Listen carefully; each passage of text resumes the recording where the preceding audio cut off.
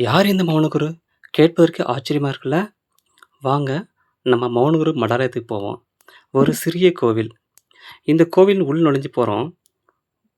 உள்ளே பார்த்தோம்னா, ஒரு பிரம்மாண்ட ஆச்சரியமான ஒரு சிலை இருக்கு. அது ஒரு மனிதர் தத்ரூபமா உட்கார்ந்திருக்க மாரி இருக்கு. இது என்னடான்னு ஆச்சரியம் பார்க்குறோம். அப்போ அங்க உள்ள ஒரு பூசாரி மிகவும் கனிவோடு ராமச்சந்திரன் ஐயா நம்மட்ட விளக்குகிறார். மௌனகுரு என்பவர் 19ஆம் நூற்றாண்டை சார்ந்தவர் ஆவார். சரி, மௌனகுருக்கும் நம்மளுடைய ராமநாத மாவட்டத்துக்கும் என்ன சம்மந்தம்? இவர் கும்பகோணத்தை சார்ந்தவர். இவர் அடிக்கடி ராமேஸ்வரம் வருவது வழக்கம். அப்பொழுது அப்பொழுது சேதுபதி மன்னர்கள் ஆண்ட காலத்தில் அவங்கள இவங்க ஆசீர்வாதம் பண்ணியிருக்காரு. ஆசீர்வாதம் செஞ்சுட்டு போவாராம்.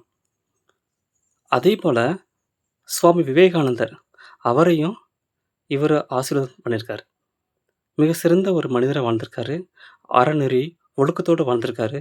மிகவும் மௌனமா இருப்பாராம். மிகுந்த சிவபக்தி உடையவர். இவர் 1899ஆம் ஆண்டு அவரு இறந்துட்டாரு.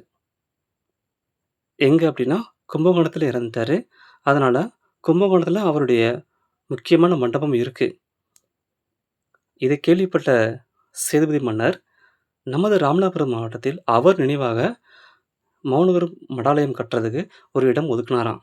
அதுதான் இந்த இடம். காலத்தால் அழியாத ஒரு இடம். அன்று இங்க பார்த்தோன்னு வச்சுக்கங்களேன், 18 சித்தர்கள் அப்படியே செதுக்கி வச்சிருப்பாங்க.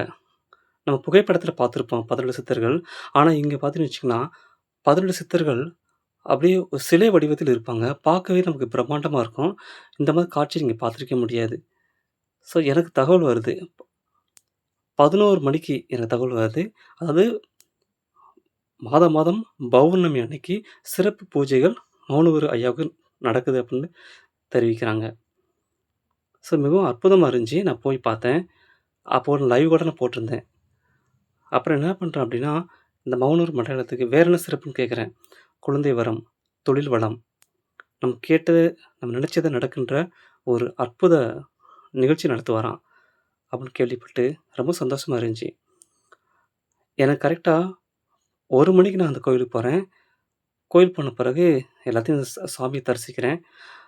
இந்த பார்த்தீங்கன்னா, இந்த இடம் ஃபுல்லா, அதாவது அந்த கோவில் பின்புறம் ஒரு பகுதி இருக்கு. இங்க அன்னதானம் நடக்கும். இங்க நூற்றுக்கணக்கான மக்கள் வந்திருந்தாங்க. இதுதான் முக்கியமான இடம். அதாவது இங்க சிவபெருமான் இருக்காரு. இதுல முக்கியமா காசிலிருந்து கொண்டு வரப்பட்ட சிவலிங்கம் இருக்கு. அது பக்கத்துல அவருடைய உருவம் அ சி சிலை வடிச்சிருக்காங்க. இதுக்கு பின்னாடி பார்த்தோம்னு வச்சுக்கங்களேன், ஒரு முக்கியமான ஒரு மரம் இருக்கு. வேப்ப மரம். இது அந்த காலத்து மரம் அப்படின்னு சொல்றாங்க. மிகவும் அற்புதமான ஒரு காட்சி. ஸோ மிகச்சிறந்த ஒரு சித்தரை சந்திச்சது போன்ற ஒரு உணர்வு. நானும் அ மதிய உணவு சாப்பிட்டேன். அதாவது அன்னதானம் சாப்பிட்டுட்டு மிக மகிழ்ச்சியோட இருந்தேன். ஸோ முடிச்சுட்டு அங்க எல்லாமே முடிச்சுட்டு தியானம் பண்றாங்க. மௌனமா, அமைதியா ஒரு 10 மினிட்ஸ் தியானம் பண்ணிட்டு வெளியில வரேன். மிகவும் சந்தோஷமா வெளியில வந்தேன். இதேபோல் நீங்களும் வரணும். கண்டிப்பா இந்த கோயிலுக்கு வாங்க. சேனல் சப்ஸ்கிரைப் பண்ணுங்க. நன்றி.